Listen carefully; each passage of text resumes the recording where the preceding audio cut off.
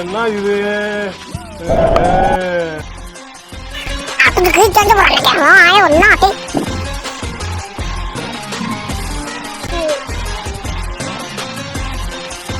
நான் 3 ஓவர் முடிச்சிட்டேன். 48 ரன் அடிச்சிட்டீங்க. டேய் ஒழுங்கா பேட்டிங் போடுற. 49 ரன் அடிக்கணும்டா. எல்லாம் போடா அதெல்லாம் நான் பாத்துப்பேன். பச்சை புள்ளைய உருட்டி விட்டாலே அவுட் ஆயிடுவான். இவனுக்கு ஏன்டா என்னைய பந்து போட சொல்றீங்க? தப்பு பண்ணிட்டியா சிங்காரம், தப்பு பண்ணிட்டியா.